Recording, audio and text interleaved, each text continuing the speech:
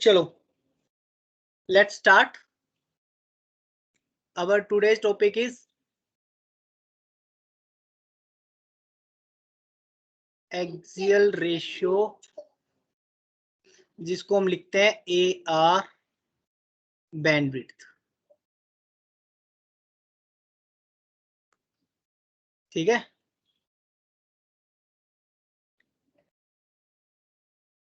Basically axial ratio bandwidth हम define कैसे करते हैं, इसको हम यूज करते हैं to characterize the polarization, to characterize the polarization of an antenna। ठीक है, ठीक है, क्लियर। Yes sir. इसको हम क्या पोलराइजेशन, जो कैरेक्टरिस्टिक्स ऑफ पोलराइजेशन को फाइंड आउट करने के लिए हम एक्सियल रेशियो बैंडविड्थ यूज करते हैं। और इसको हम कैसे डिफाइन करते हैं, axial ratio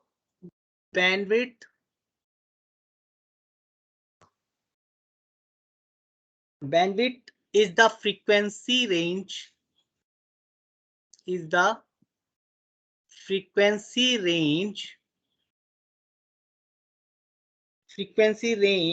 or you can say bandwidth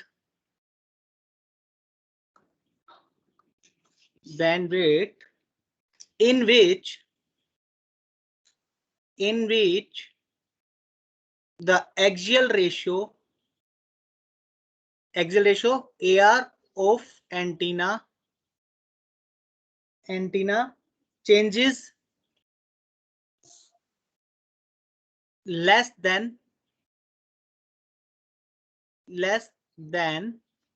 3 dB। ठीक है, from its minimum value,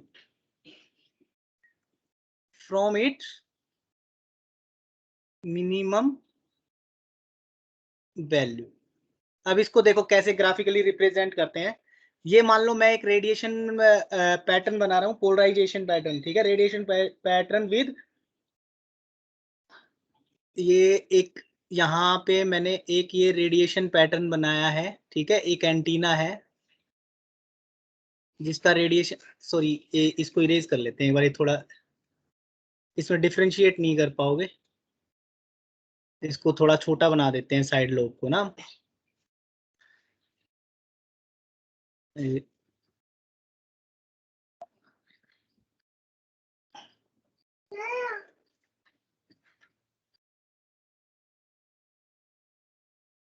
ठीक है, और ये आपका जो है, यहाँ पे मान लो जो मैक्सिमम डायरेक्शन होती है उधर 0 वैल्यू। क्लियर। ठीक है, अब इस एक्सिस के साथ थीटा एंगल पे मान लेते हैं हम 3 dB पे, जहां पे ये एक लाइन ड्रॉ कर दी मैंने। वो क्या है कि 0 का 3 dB -3 dB आ गया है। ठीक है, तो ये जो एंगल बन रहा है, ये एंगल मैं मान लेता हूं थीटा। ठीक है, और ये हो जाए हमारा -3 dB एक्सियल रेशियो बैंडविड्थ। ठीक है, ये किसके लिए बनाया मैंने, radiation pattern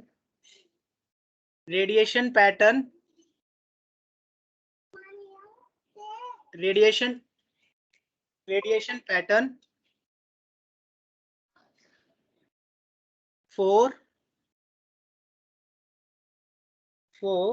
a rotating linear source,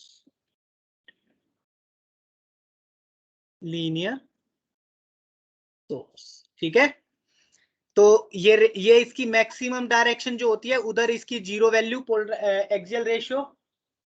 ठीक है, क्लियर। और जैसे जैसे ये 3 dB जिस डायरेक्शन, इस डायरेक्शन में ये थीटा, तो यहाँ पे बैंड एक्सियल रेशियो बैंडविड्थ क्या हो जाएगी आपकी, ट्वाइस ऑफ थीटा। ठीक है, तो यहाँ पे हम इसको ग्राफिकली कैसे रिप्रेजेंट करेंगे, अगर इधर इसके अलोंग मैं एक्सियल रेशियो ले लेता हूं, और इधर आपकी फ्रीक्वेंसी रेंज है ठीक है, तो ये आपका जो एक्सियल रेशियो का ग्राफ जो बनेगा वो इस टाइप से कुछ आता है आपका। ठीक है, और ये मान लो इसकी मिनिमम वैल्यू और ये -3 dB। तो ये जो बैंडविड्थ आपकी बनी है ये आपकी मान लेते हैं हम लोअर कट ऑफ फ्रीक्वेंसी इधर, और ये हायर कट ऑफ। ठीक है, तो बैंडविड्थ क्या हो जाएगी आपकी, axial ratio bandwidth FH minus FL। ठीक है, क्लियर है? हाँ भाई, यस और no? Yes sir, yes sir. Next parameter is input impedance. Input impedance of antenna. Input impedance को कैसे डिफाइन करेंगे? देखो, आपने देखा होगा, हम एक एंटीना का स्ट्रक्चर ले लेते हैं। एक एंटीना जो है, एक ट्रांसमिटिंग एंटीना की बात कर रहा हूं मैं अभी। देखो, इनपुट इम्पीडेंस जो डिफाइन करते हैं वो होता है ट्रांसमिटिंग एंटीना के लिए, और रिसीविंग एंटीना का जो हम इम्पीडेंस कैलकुलेट करते हैं वो होता है इंटरनल इम्पीडेंस। ठीक है, तो फॉर ट्रांसमिटिंग एंटीना इस तरीके से होगा आपका। एक ये जनरेटर यानी या सोर्स, जिसको हम डिनोट कर देते हैं VG से, ये आपका कनेक्ट है एक पॉइंट AB पे एक एंटीना से। ठीक है, ये हमारा एंटीना ले लिया अब हमने इधर से। इसको समझते हैं पहले हम। ठीक है, ये मेरा एक ट्रांसमिटिंग एंटीना है जो रेडिएशन एमिट कर रहा है। ठीक है, क्लियर? ये VG क्या लिया मैंने, सोर्स लिया है। ठीक है, और इसका जो इनपुट इंपीडेंस होता है एंटीना का, उसको हम रिप्रेजेंट करते हैं Z ऑफ A से। ठीक है, Z of A input impedance of antenna, किसके लिए? ट्रांसमिटिंग एंटीना के लिए। तो इसको डिफाइन कैसे करेंगे? इनपुट ZA को डिफाइन कैसे करेंगे? ZA is input impedance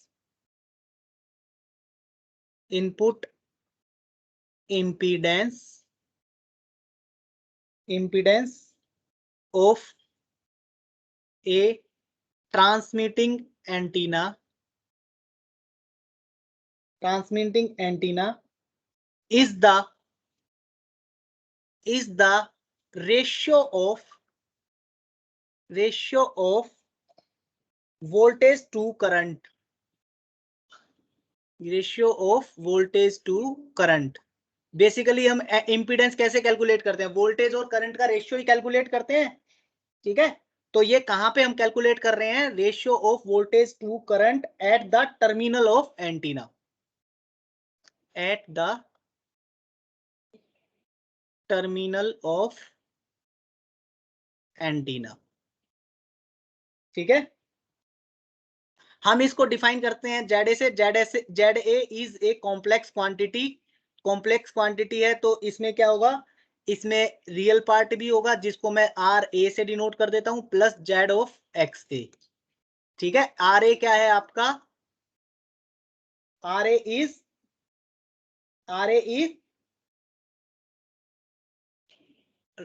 real part of जो हमने एंटीना है। देखो, ये जो एंटीना है पूरा का पूरा, इसको मैंने एज्यूम कर लिया। एक मिनट रुको। ये जो पूरा का पूरा एंटीना है, इसको हमने रिप्लेस कर दिया एक इंपीडेंस वैल्यू से, जिसकी वैल्यू है ZA, और ZA इज कॉम्प्लेक्स, तो इसको हमने रिप्रेजेंट कर दिया RA plus ZXA। RA is resistance of antenna,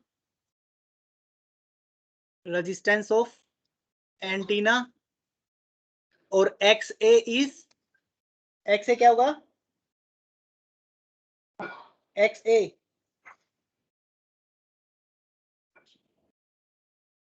XA is reactance part. ठीक है ना, हम जो कॉम्प्लेक्स क्वांटिटी डिफाइन करते हैं R प्लस JX लिखते हैं, उसमें R रेजिस्टेंस, X क्या होता है? रिएक्टेंस। ठीक है, हाँ भाई, yes sir. R A is input impedance, input resistance. यहाँ पे मैं एक टर्म और ऐड कर देता हूँ, इनपुट, इधर भी लिख देता हूँ इनपुट। ठीक है, क्लियर। अब आपने इलेक्ट्रिकल सर्किट जब पढ़े थे तो वहां पे पढ़ा होगा कि आप ये जो सर्किट मैंने यहाँ पे ड्रॉ किया है इसको इक्विवेलेंट ड्रॉ कर सकते हो in terms of electrical parameters. एक आपने सोर्स लगा दिया VG, जनरेटर वोल्टेज, उसके साथ आपने एक इसका internal impedance of generator ZG, ठीक है। और यहां पे आपने ये एंटीना है ZA, ये A और B पॉइंट है। इस तरीके से रिप्लेस कर सकते हो ना। ये IG करंट फ्लो हो रहा है मान लिया हमने, इस तरीके से इस पूरे सर्किट को आप रिप्लेस कर सकते हो इक्विवेलेंट सर्किट। हाँ या ना बोलो, अरे जल्दी बोलो। Yes sir. Yes sir. है ना। Yes sir, yes sir. हाँ ठीक है, तो नेक्स्ट अब हम क्या करेंगे, हमने जो ZG यहाँ पे रिप्रेजेंट किया है, ZG is internal impedance of source. जो हमने सोर्स यहाँ पे लगाया उसका इंटरनल इंपीडेंस। ठीक है, अब इंपीडेंस है ZGB will be a complex quantity. ठीक है, तो ZGB कॉम्प्लेक्स क्वांटिटी होगा तो उसको भी हम रिप्रेजेंट कर देंगे ZG is equal to RG plus JXG, और वही RG क्या होगा, इंटरनल रेजिस्टेंस ऑफ सोर्स। ठीक है, RG internal resistance of source, और XG क्या होगा, इंटरनल रिएक्टेंस ऑफ सोर्स। ठीक है, अब आप इस सर्किट को कैसे कैसे ड्रॉ करोगे जब ZG की वैल्यू RG JXG गिवन है। ठीक है, और यहाँ पे अब ये जो सर्किट बनेगा मेरा, एक मिनट होल्ड रखो थोड़ा सा, ये बनेगा, ये VG हो गया। ठीक है, VG कनेक्ट होगा आपका एक रेजिस्टेंस RG, क्योंकि ZG को रिप्लेस कर दिया हमने, XG। ठीक है, और फिर ये कनेक्ट होगा आपका एक सोर्स है एंटीना से, एंटीना की वैल्यू क्या है, RA और XA। ये AB है, और इधर आपका IG इंटरनल करंट सोर्स।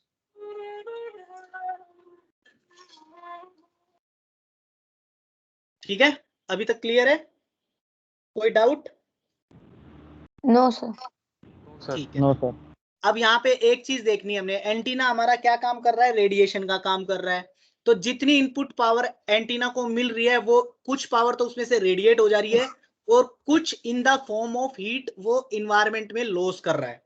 ठीक है, तो यहाँ पे ये जो RA हमने कंसीडर किया है, RA input impedance of, input resistance, sorry, input resistance of antenna, ये क्या होगा, आपका कॉम्बिनेशन होगा किसका, रेडिएशन रेजिस्टेंस, यानी कितनी जो आपका, देखो कुछ पावर जो रेडिएशन में लॉस हो रहा है, जो कुछ पावर का जो रेडिएशन हो रहा है तो वो रेडिएशन रेजिस्टेंस।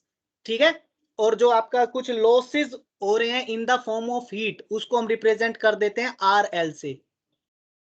ठीक है, हाँ या ना बोलो जल्दी से। ये बात, इतनी बात समझ आई यस जो सर। मैंने छोटा सा पॉइंट मैंने यहाँ पे लिखा है। ठीक है, यानी इसका जो देखो एक्चुअली क्या है, एंटीना जो पावर ट्रांसमिट कर रहा है वो दो फॉर्म में कर रहा है, एक तो हीट की फॉर्म में जो कि लॉस है एंटीना का, और एक है रेडिएशन पावर की टर्म्स में। ठीक है, अब आपको पता है, आपने हमेशा पढ़ा है कि जो पावर होती है आपकी वो क्या होती है, 1/2I² होता है। ठीक है, यही होती है ना पावर। तो R यहाँ पे जब रेडिएटेड पावर कैलकुलेट करेंगे तो R को रिप्लेस कर देंगे R रेडिएशन से, और जब लॉस हुई पावर जो हुई है उसको कैलकुलेट करेंगे तो उसको रिप्लेस कर देंगे RL से। ठीक है, अब आप यहाँ पे आप लोगों ने एक कंसेप्ट पढ़ा होगा, maximum power transfer theorem electrical circuits में। जब दो कॉम्प्लेक्स इंपीडेंस आपके कनेक्ट होते हैं, ठीक है, आप किसी सोर्स को, किसी भी रेजिस्टेंस को या इंपीडेंस के अक्रॉस मैक्सिमम पावर ट्रांसफर कब होती है? ये आपने थोड़ा सा मुझे कोई आइडिया देगा?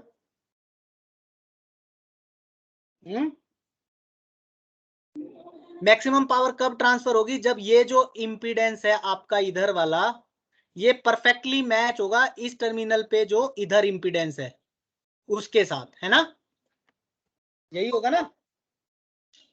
अरे हाँ या ना बोलो। तो अब जब कॉम्प्लेक्स दो इंपीडेंस कॉम्प्लेक्स होते हैं तो उसमें मैक्सिमम पावर ट्रांसफर कब होती है? जब वो परफेक्टली मैच हो, यानी ZA is equal to ZG conjugate, ठीक है, फॉर परफेक्टली मैच्ड, ठीक है, फॉर परफेक्टली मैच्ड एंटीना। अगर एंटीना सोर्स के साथ परफेक्टली मैच्ड कर रहा है तो उसमें वो कंडीशन क्या होगी? वो होगी आपकी जो इंपीडेंस ऑफ एंटीना है वो सोर्स के इंटरनल रेजिस्टेंस के कॉन्जुगेट के इक्वल होगा। और अगर ऐसा कंडीशन नहीं है तो वो क्या हो जाएगा? ZA is not equal to ZG conjugate. इसका मतलब क्या है? एंटीना इज नॉट मैच्ड, ठीक है।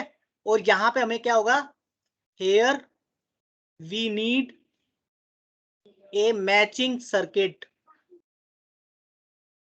मैचिंग सर्किट, ठीक है।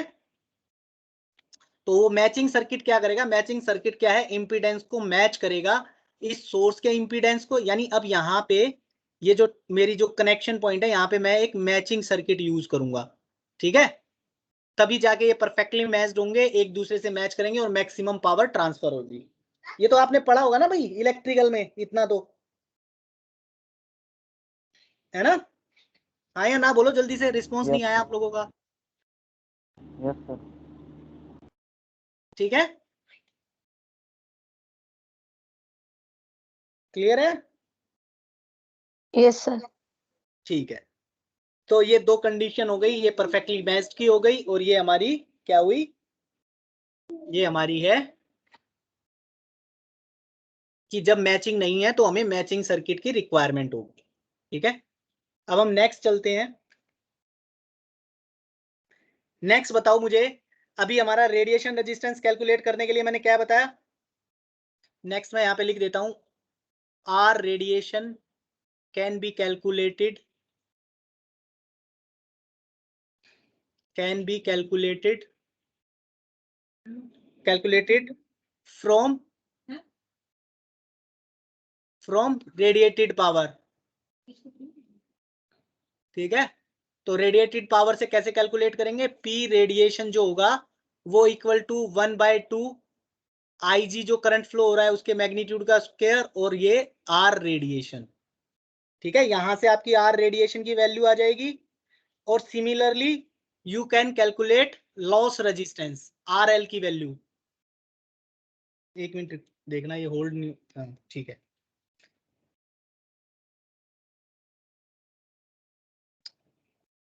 तो लॉस, यहाँ पे हम पावर लॉस कितनी हो रही है वो कैलकुलेट कैसे कर लेंगे? 1/2 IG का स्क्वायर इंटू आर लॉसेस, ठीक है। यहां तक कोई दिक्कत? और ऐसे ही पावर लॉस इन इंटरनल जो सोर्स है हमारा उसकी वजह से जो पावर लॉस होंगे, ठीक है, वो कैसे कैलकुलेट करोगे? Power losses due to internal resistance of source, वो कैसे कैलकुलेट करोगे? बताएगा कोई मुझे? हाँ भाई, पी पावर इंटरनल की वजह से जो लॉस हो रहा है वो होगा 1/2 IG का square into R G. R G क्या था? जो जनरेटर का इंटरनल रेजिस्टेंस था, ठीक है ना। अब रिएक्टेंस से जो पावर होती है वो रिएक्टेंस लॉस नहीं कर रहा, रिएक्टेंस क्या कर रहा है? पावर को स्टोर कर रहा है, ठीक है ना। समझ रहे हो मेरी बात? अरे हाँ या ना? Yes sir. Yes sir. ठीक है, तो इसलिए हमने जो रिएक्टेंस वाला कंपोनेंट है उसकी पावर क्या है? वो स्टोर है, वो स्टोर पावर है, उसको हमने इसलिए कैलकुलेट नहीं किया, सिर्फ रेजिस्टेंस ही इकलौता ऐसा है हमारा जो पावर को ट्रांसफर कर रहा है, पावर को एमिट कर रहा है in form of radiation, in form of heat, ठीक है। यानी लॉसेस और यूजेबल पावर हमें किससे मिल रही है, सिर्फ रेजिस्टेंस से। तो अभी मैंने एक आपको पॉइंट बताया था मैक्सिमम पावर ट्रांसफर थ्योरम के लिए, एक मिनट बेटा, मैक्सिमम पावर के लिए हमने क्या बताया था आपको, फॉर मैक्सिमम पावर एट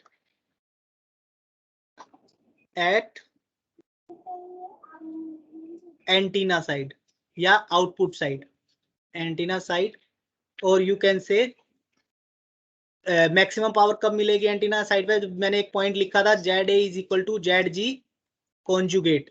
तो यहां से क्या निकल के आएगा, जब ये कैलकुलेट करोगे आप, तो यहां से निकल के आएगा आपका जो रियल पार्ट है, real part RG should be equal to radiation resistance plus loss resistance, और जो आपका इमेजनरी पार्ट है XA should be equal to minus of XG, ठीक है।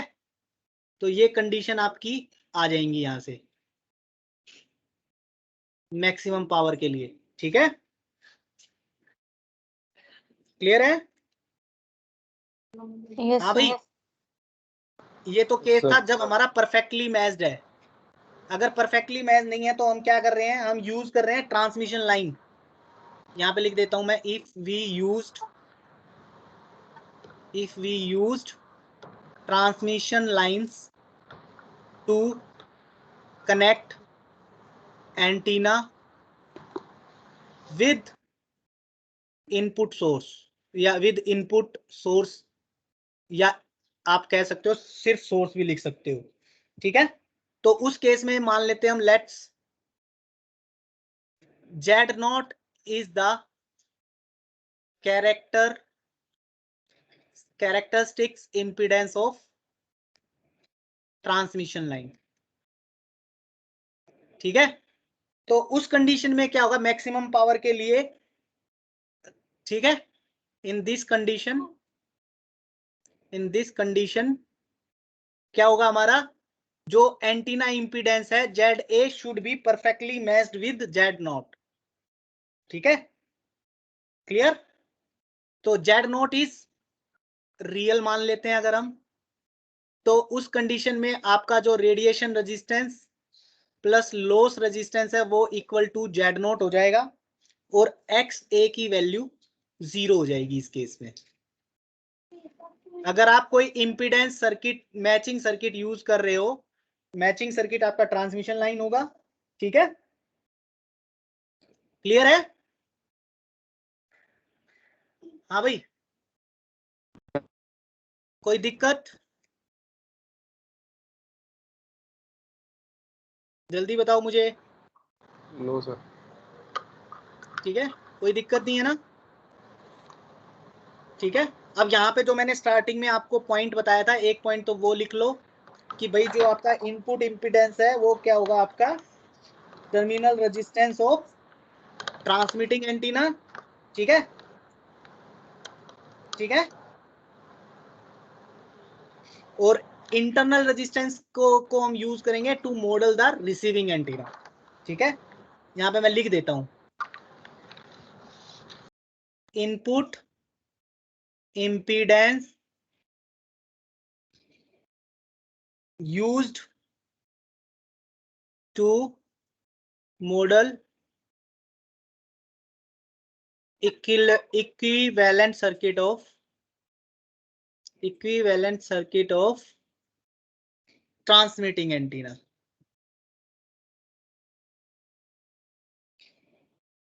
ठीक है। और जब हम रिसीविंग एंटीना की बात करेंगे तो इनपुट इंपीडेंस की बजाय हम यूज करेंगे क्या, इंटरनल इंपीडेंस, ठीक है। क्लियर? ठीक है ना, इसमें लिख लो यहाँ पे इंपीडेंस लुकिंग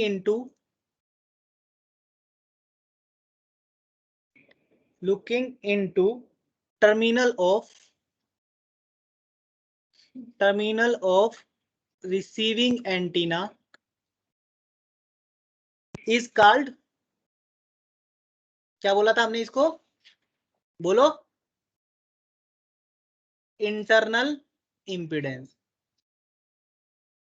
ठीक है, जब रिसीविंग एंटीना की बात करेंगे तो इंटरनल इंपीडेंस, और ट्रांसमिटिंग एंटीना की बात करेंगे तो इनपुट इंपीडेंस। क्लियर है?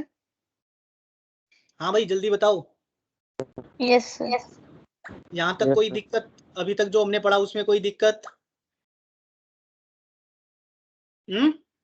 अब इसके छोटे छोटे 2-3 पैरामीटर और हैं। एक तो है आपका रिफ्लेक्शन कोफिशिएंट, जो आपने ट्रांसमिशन लाइन में भी पढ़ा है। ठीक है, रिफ्लेक्शन कोफिशिएंट सेम होगा, ट्रांसमिशन लाइन में पढ़ा था ना। क्या होता है रिफ्लेक्शन कोफिशिएंट? इसको डिनोट करते हैं हम रो से।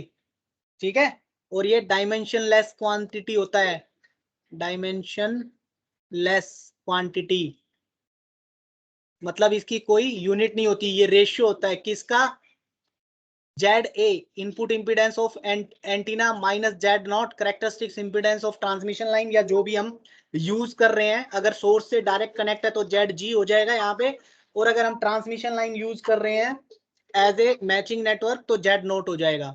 ठीक है, तो Z A plus Z note. ठीक है, और रो की वैल्यू अगर आपको याद हो, ईएमएफटी में हमने पढ़ी थी कि इसका मैग्नीट्यूड 0 to 1 तक वेरी करेगा।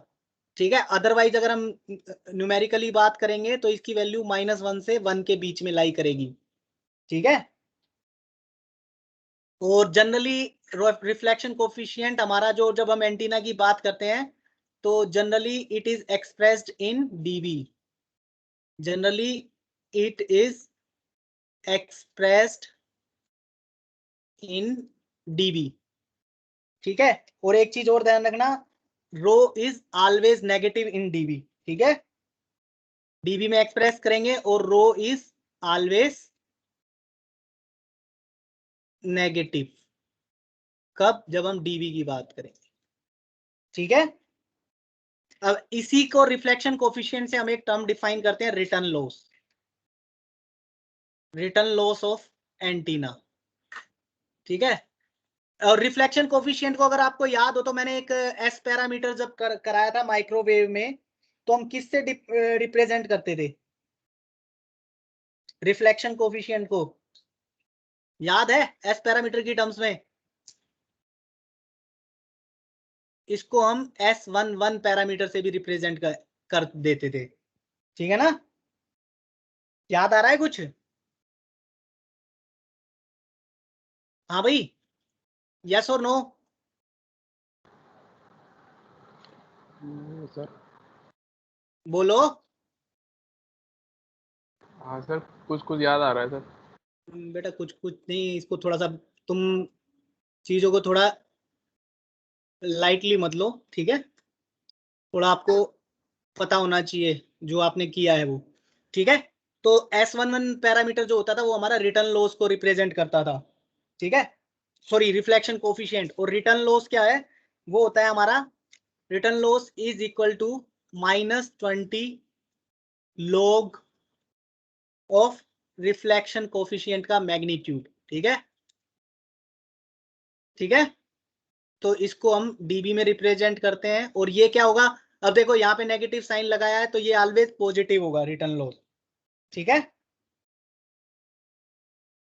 क्लियर है? और इसकी पॉसिबल वैल्यूज क्या हो सकती हैं रिटर्न लॉस की, कहां से कहां तक वेरी कर सकता है? पॉसिबल वैल्यूज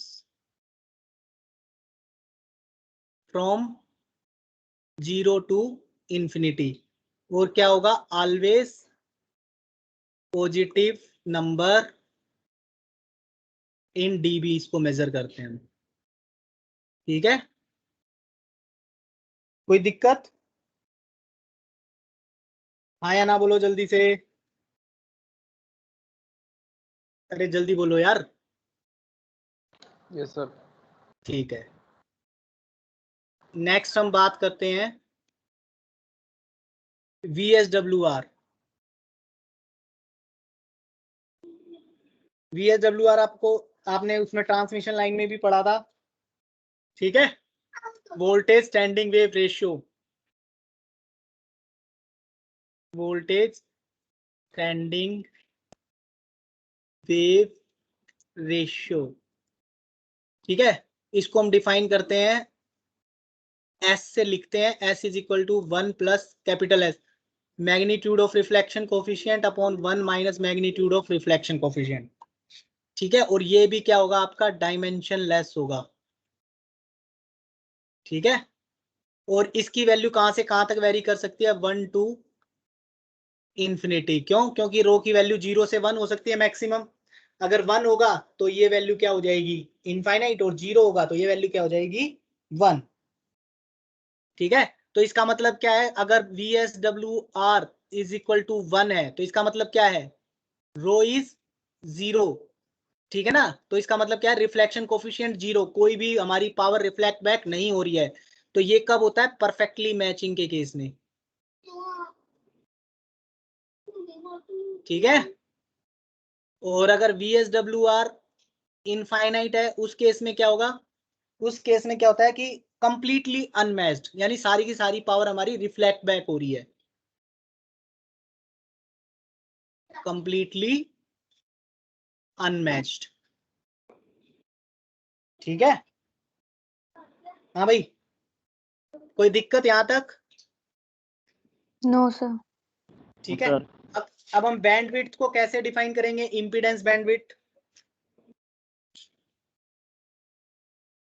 इंपीडेंस जनरली हम एंटीना पैरामीटर डिफाइन करते हैं ना, तो इंपीडेंस बैंडविड्थ की बात करते हैं। बैंडविड्थ की बात इसलिए करते हैं कि जब हमारा रिटर्न लॉस को हम with respect to frequency draw करें तो वो इस टाइप का एक पैटर्न बनेगा हमारा। ठीक है, और -10 dB हम स्टैंडर्ड लेके चलते हैं कि -10 dB से नीचे अगर रिटर्न लॉस है तो इसका मतलब क्या है, हमारा S11 डी, ये डीबी में बात हो रही है, S11 या रिफ्लेक्शन कोफिशिएंट। ठीक है, इन डीबी, अगर रिफ्लेक्शन कोफिशिएंट -10 dB से ज्यादा है, -10 dB से नेगेटिव डायरेक्शन में ज्यादा है, मतलब कम है। अगर हम न्यूमेरिकल वैल्यू की बात करें, अगर मैग्नीट्यूड की बात करें तो अगर हम, तो वो 10 से ज्यादा, अदरवाइज हमारा जो मैथमेटिक्स में आपने पता है ना, जितनी ज्यादा नेगेटिव वैल्यू होगी उतनी ही कम होती जाएगी। ठीक है, क्लियर? तो इधर अगर आपकी फ्रीक्वेंसी है तो अगर -10 dB से आपका रिफ्लेक्शन कोफिशिएंट क्या होना चाहिए, ज्यादा होना चाहिए, तो वो हम एंटीना के लिए अच्छा समझते हैं। ठीक है, और बैंडविड्थ कैलकुलेट करने के लिए हम reflection coefficient -10 dB standard notation लेके चलते हैं। ठीक है, तो ये आपका हायर कट ऑफ हो जाएगी, higher cut off, sorry lower cut off frequency, ये हायर कट ऑफ फ्रीक्वेंसी, और ये जो पॉइंट है ये आपका कट ऑफ फ्रीक्वेंसी है। कट ऑफ फ्रीक्वेंसी क्या होगी, वो फ्रीक्वेंसी जहां पे आपका रिफ्लेक्शन कोफिशिएंट मैक्सिमम होगा इन नेगेटिव डायरेक्शन। ठीक है, क्लियर है? तो अब आप बैंडविड्थ कैसे कैलकुलेट करोगे इसकी, बैंडविड्थ, इंपीडेंस बैंडविड्थ।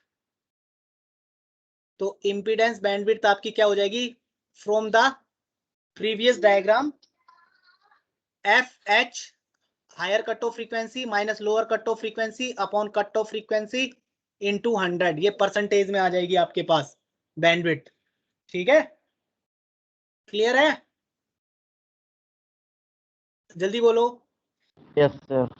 अच्छा, अब मुझे एक बात बताओ, अब आप बैंडविड्थ को डिफाइन कर रहे हो कि एक तो हमने रिफ्लेक्शन कोफिशिएंट की टर्म्स में बात कर दी कि रिफ्लेक्शन कोफिशिएंट आपका जहां पे जिस फ्रीक्वेंसी रेंज के लिए -10 dB से कम है, ठीक है, तो हम उसको क्या करते हैं, मान लेते हैं आपका इंपीडेंस बैंडविड्थ। ये तो हो गया रिफ्लेक्शन कोफिशिएंट। अगर VSWR की टर्म्स में कैलकुलेट करना हो तो रो इज इक्वल टू -10 dB, तो रो की वैल्यू, न्यूमेरिकल वैल्यू क्या आएगी आपके पास, बता सकता है कोई? कन्वर्ट कर दो इसको, हमने बताया था रो, रो क्या होता है आपका, जब डीबी में कैसे कन्वर्ट करते हैं, 20 log rho numerical value is equal to, ये आपका डीबी में आ जाएगा। ठीक है, यहां से कैलकुलेट करोगे, रो की वैल्यू कैलकुलेट कर लो इस फार्मूले से। 1 मिनट, कहाँ गया, हाँ इसकी वैल्यू कैलकुलेट करो। यहां से रो की न्यूमेरिकल वैल्यू कैलकुलेट कर लो। अगर ये आपका -10 dB गिवन है तो रो की वैल्यू क्या आ जाएगी, -1 sorry log rho is equal to, और ये बेस क्या चलता है यहाँ पे 10 होता है, ठीक है। तो रो की वैल्यू क्या आ जाएगी 10 रेज टू पावर -0.5। सोल्व करके बताओ कितनी आई, 0.3162। ये आ रही है या नहीं आ रही, जल्दी बताओ भाई कितने लोगों की आ रही है ये वैल्यू।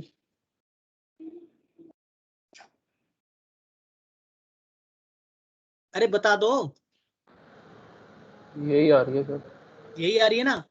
तो रो की वैल्यू क्या आ गई, 10 dB के लिए न्यूमेरिकल वैल्यू हो जाएगी 0.3162, ठीक है। अब यहां से जब हम VSWR कैलकुलेट करेंगे तो क्या होता है, 1 plus magnitude of rho divided by 1 minus magnitude of rho. तो ये कितना आएगा, सोल्व करो इसको, 1 प्लस 0.3162 और 1 माइनस 0.3162, ये नियरली कितना आएगा, सोल्व करके बताओ इसको।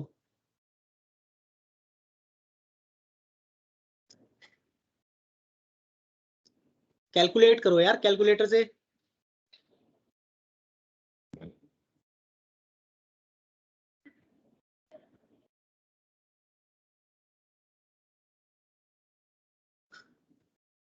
कितना आएगा, 1.8 समथिंग आएगा, 1.8 या 9 के अराउंड आएगा, 86 समथिंग या 1.8 समथिंग, ठीक है। एग्जैक्ट मुझे याद नहीं आ रहा। तो हम इसको इस तरीके से भी डिफाइन कर सकते हैं कि VSWR की वैल्यू क्या है, यहाँ पे क्या आ रही है, अगर हमारी रिफ्लेक्शन कोफिशिएंट अगर हम 10 dB लेके चल रहे हैं तो वो <2 आ रही है ना। हाँ या ना बोलो जल्दी से। Yes sir. तो हम 1.92 हैं, कितना आया है, लेस देन 2 ही आ रही है। 1.92 92 यस सर। 92, ओके ठीक है, ये <2 आ रहा है, लेस देन 2 ही है। ठीक है। तो हम इम्पीडेंस बैंडविड्थ को इन टर्म्स ऑफ VSWR भी डिफाइन कर सकते हैं। कैसे, कि द रेंज ऑफ फ्रीक्वेंसी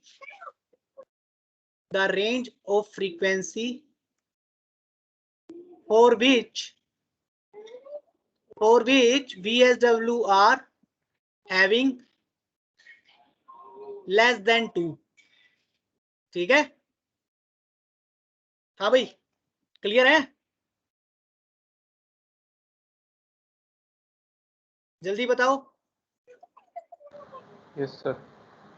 चलो तो अभी हम आज के लिए यहीं तक रखते हैं, स्टॉप रिकॉर्डिंग कर देता हूं मैं।